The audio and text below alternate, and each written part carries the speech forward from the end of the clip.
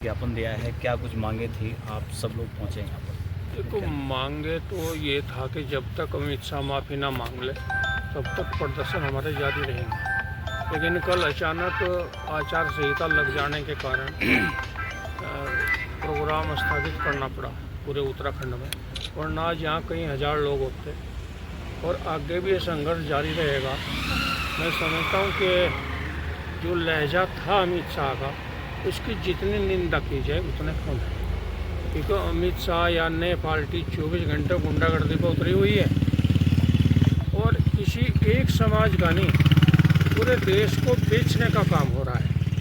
आज आचार संहिता कल लगी थी और जो इन्होंने संशोधन किए हैं, आप हरिद्वार में देख लीजिए, 2 नगर निगम है, 3 नगर पालिका है, 9 नगर पंचायत है, एक भी आरक्षित नहीं है।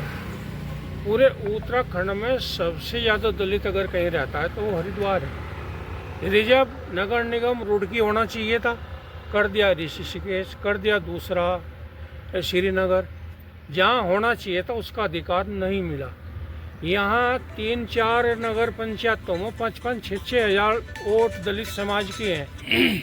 आज उन्हें आरक्षण का लाभ नहीं दिया जा रहा। कारण क्या है कि कल इन्होंने संशोधित सूची जारी करी और कल ही आचार संहिता लगा दी कि कोर्ट में कोई ना जाए।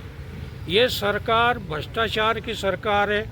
इनके नेता मैं कहूँगा कि अधर्मी सभ्यता नहीं जानते हैं। जिस बाबा साहब ने उस जमाने में, जब देख लो संघर्ष कितना होगा, कोई संसाधन नहीं थे, भारतीय संविधान की रचना करने का काम किया, आज उसे दूसरे रूप में लेकर के निंदा करने के किस्म से वो काम कर रहे हैं। हम उनकी निंदा करते हैं जो बाबा साहब का सम्मान नहीं करेगा, कोई भी, हम उन सब की निंदा करते हैं और अमित शाह को देश से माफी मांगनी चाहिए।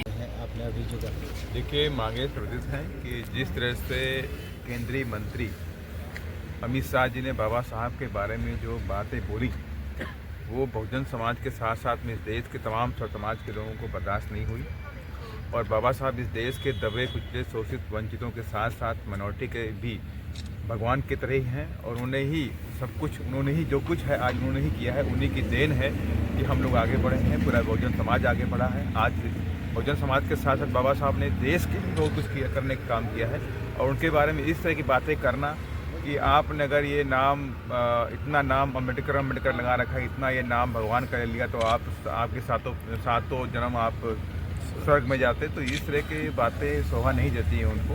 उनसे ये बात जाहिर होती है कि उनकी मानसिकता कुछ और है, वो दिखावाबाजी बाबा साहब को लेके करते हैं। और उनके केंद्रीय मंत्री अरुण शौरी जी थे, उन्होंने भी एक किताब लिखी द फॉल्स गॉड, तो उन्होंने भी उसमें बाबा साहब के बारे में गलत लिखा था। तो उनकी मानसिकता साफ है कि बाबा साहब को दिखावा तो करते हैं, वोट की राजनीति करते हैं, लेकिन बाबा साहब को सम्मान देना नहीं चाहते हैं और बाबा साहब के बताए हुए रास्ते में चलना चाहते हैं और इवन बाबा साहब के संविधान को लागू भी नहीं करना चाहते हैं। इन्होंने तो बाबा साहब के संविधान को कमज़ोर करने की कोशिश की है और आज भी देश के अंदर दलितों के साथ में अत्याचार होता है, बच्चों के साथ अत्याचार होता है, माइनॉरिटीज़ के साथ अत्याचार होता है, ओबीसी के साथ अत्याचार हो रहा है, उनको सामाजिक न्याय नहीं मिल रहा है। तो इसके पीछे इनकी मानसिकता है। जबकि बाबा साहब के संविधान में साफ साफ इस देश के अंदर सामाजिक न्याय की बात की गई है, आर्थिक न्याय की बात करी गई है, राजनीतिक न्याय की बात करी गई है और सभी को बराबरी का हक देने की बात करी गई है। लेकिन दुर्भाग्य है कि देश में आज तक 75 सालों के अंदर, आज़ादी के बाद, देश में बाबा साहब के संविधान को पूरी तरह से लागू करके नहीं रखा गया है। और आप सब लोग जानते हैं कि जब बानिया बहन जी उत्तर प्रदेश के मुख्यमंत्री थे, जब आप लोग पहले हमारे पार्ट थे, यूपी के ही पार्ट थे, तो हमने बहन जी के शासनकाल को देखा था कि बहन जी के शासनकाल में किसी गुंडे, मवाली, बलात्कारी, भूमाफिया की कोई जगह नहीं थी। लोग उत्तर प्रदेश को छोड़ करके भागते थे और आज हालात ये है कि सारे माफिया, गुंडे, मवाली मौज मस्ती में रह रहे हैं। कहने को तो होता है कि उनके हम ये मकान तोड़ रहे हैं, मकान की तोड़ रहे हैं, गरीबों के मकान तोड़े जा रहे हैं, बुलडोजर चलाए जा रहे हैं, जिस पर सुप्रीम कोर्ट ने पाबंदी भी लगाई है। तो मैं सब बातों को ध्यान में रखते हुए मेरे बहुजन समाज के साथ साथ में सर्व समाज के लोगों की मांग है कि अमित शाह जी जो बातें कही हैं उन्हें वापस लें और देश से माफ़ी मांगें बाबा साहब के बारे में कही बातों को लेकर के। इसी को लेकर के आज बहुजन समाज पार्टी के तमाम वरिष्ठ साथीगणों ने यहाँ पर अभी ज्ञापन देने का काम किया। ठीक है।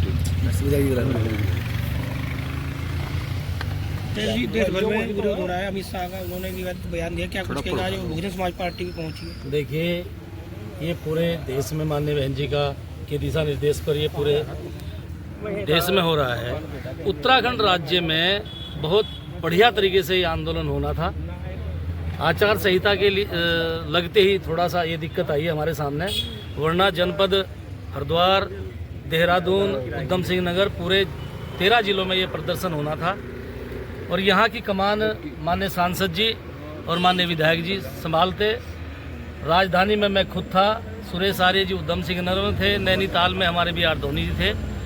मैं समझता हूँ कि गृह मंत्री जी ने जो जिस तरीके का बयान दिया है, मैं आपको बताना चाहता हूँ कि उत्तराखंड में भी माननीय बहन जी के दिशा निर्देश पर आने वाले समय में, इस चुनाव के बीच में भी या चुनाव के बाद में भी ये आंदोलन जारी रहेगा। हम माननीय बहन जी से निवेदन करेंगे, अमित शाह को देश से माफ़ी मांगनी चाहिए, और नहीं तो ये बहुजन समाज पार्टी उसको बर्दाश्त नहीं करेगी। उत्तराखंड राज्य में अभी नगर निगम का चुनाव की जैसे ही घोषणा हुई, मैंने इसमें हम बहुजन समाज पार्टी ने आपत्तियां डाली, और पूरी नगर पंचायत, नगर निगम और नगर पालिका के लिए भी, जहां हमारी 10 सीटें चाहिए थी, जहां 11 चाहिए थी, वहां हमको 6 सीटें दी हैं। जहां हमको नगर निगम में 3 सीटें हमारी बैठती है, वहां हमें 1 दी गई है।